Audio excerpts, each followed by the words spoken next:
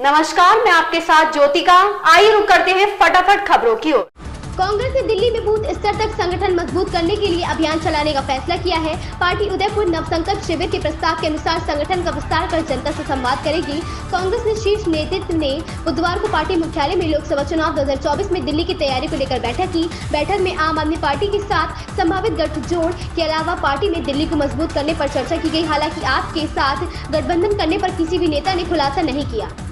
राष्ट्रपति द्रौपदी मुर्मू आज एक दिवसीय दौरे पर कोलकाता पहुंची। इस दौरान वह रक्षा, PSU, Garden Reach Ship Builders एवं इंजीनियर्स GRSE द्वारा भारतीय नौसेना के लिए निर्मित स्वदेशी युद्धपोत विध्यांगिरी का जलावतरण करेंगी। नौसेना में इस युद्धपोत के शामिल होने से उसकी ताकत में काफी इजाफा होगा। केंद्र सरकार के मेक इन इंडिया पहल के तहत पूर्णतः स्वदेशी तकनीकी से इस अत्याधुनिक युद्धपोत का निर्माण किया गया है। नौसेना ने एक बयान में कहा, जुलाई 1981 से जून 2012 तक अपनी लगभग 31 वर्ष की सेवा के दौरान पुराने विध्यांगिरी INS विध्यांगिरी ने विभिन्न चुनौतीपूर्ण संचालन और बहुराष्ट्रीय अभ्यास देखे थे।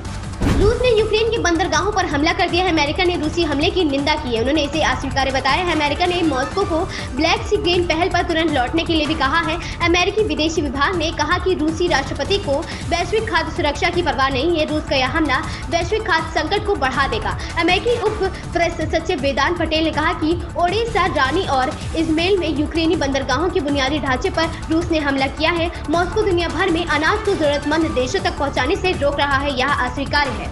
कांग्रेस नेता राहुल गांधी आज लद्दाख के 2 दिवसीय दौरे पर जा सकते हैं। पार्टी सूत्रों ने बताया कि राहुल गांधी गुरुवार और शुक्रवार को 2 दिवसीय लद्दाख दौरे पर रहेंगे। इस दौरान वह कई कार्यक्रमों में शामिल हो सकते हैं। हालांकि पार्टी सूत्रों ने उनके किसी कार्यक्रम का खुलासा नहीं किया है। बता दें, इससे पहले राहुल गांधी ने 2 बार जम्मू कश्मीर का दौरा किया था, लेकिन वह लद्दाख नहीं जा पाए थे। इसी साल जनवरी में राहुल ने अपनी भारत जोड़ो यात्रा के दौरान जम्मू कश्मीर का दौरा किया था। इसके बाद फरवरी में वह एक बार फिर निजी यात्रा पर जम्मू कश्मीर गए थे।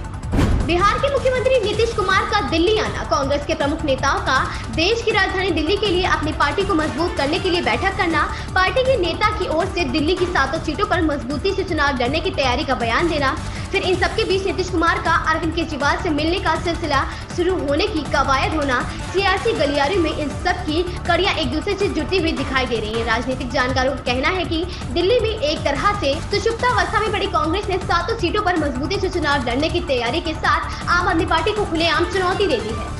चीनी रक्षा मंत्रालय ने ताइवान के उपराष्ट्रपति विलियम लाई को उपद्रवी कहा है। चीनी रक्षा मंत्रालय में हाल में अमेरिका पहुंचे ताइवान के उपराष्ट्रपति की निंदा की थी। रक्षा मंत्री ने ताइवान के मामले में अमेरिका को आगाह किया। मंत्री का कहना है कि ताइवान हमारा आंतरिक मामला है, बाहरी का हस्तक्षेप बर्दाश्त नहीं है। चीनी मीडिया के अनुसार चीन के रक्षा मंत्री ली शांगकू ने मंगलवार को अमेरिका पर निशाना साधा। उन्होंने कहा कि चीन के खिलाफ ताइवान का इस्तेमाल करने के प्रयास निश्चित रूप से विफल होगा।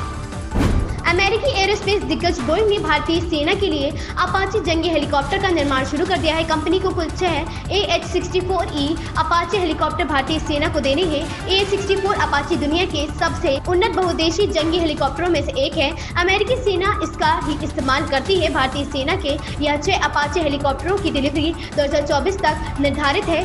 बोइंग ने बुधवार को जारी बयान में बताया कि एरिजोना के मेसा में भारतीय सेना के लिए अपाचे हेलीकॉप्टर का उत्पादन शुरू किया जा चुका है।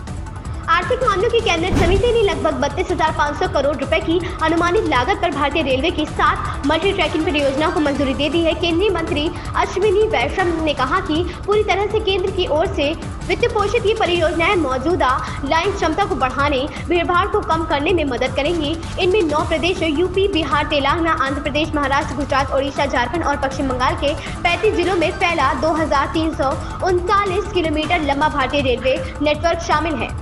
देश के युवाओं के लिए सरकार ने नया फैसला लिया है। केंद्रीय मंत्री ने बताया कि केंद्र ने युवाओं के हित में फैसला किया है कि SSC द्वारा आयोजित भर्ती परीक्षाएं अब 15 भाषाओं में आयोजित की जाएंगी। मंत्री का कहना है कि सरकार का ऐतिहासिक निर्णय स्थानीय युवाओं को भी रोजगार अवसर में बढ़ावा देगा। अलग अलग भाषाओं में परीक्षा होने के कारण क्षेत्रीय भाषाओं को भी बढ़ावा मिलेगा। कार्मिक, लोक शिकायत और पेंशन मंत्रालय की 14वीं हिंदी सलाहकार समिति की बैठक बुधवार को आयोजित की गई। आयुष्मान खुराना बीते लंबे समय से अपनी अपकमिंग फिल्म ड्रीम गर्ल 2 को लेकर सुर्खियों में बने हुए हैं। इस मूवी में एक्टर के अपोजिट अनन्या पांडे नजर आने वाली है। फिल्म के ट्रेलर और पहले गाने दिल का टेलीफोन 2.0 ने दर्शकों का उत्साह बढ़ा दिया है। इसी कड़ी में मेकर्स ने फिल्म का दूसरा गाना ट्रैक नाच भी रिलीज कर दिया है। ड्रीम गर्ल 2 का दूसरा गाना नाच एक पार्टी एंथम है। जैसे कि उम्मीद थी, आयुष्मान ने अपने धमाकेदार डांस मूव्स और कातिलाना एक्सप्रेशन से स्टेज पर आग लगा दी है। इन खबरों में बस इतना ही, बने रहिए हमारे साथ।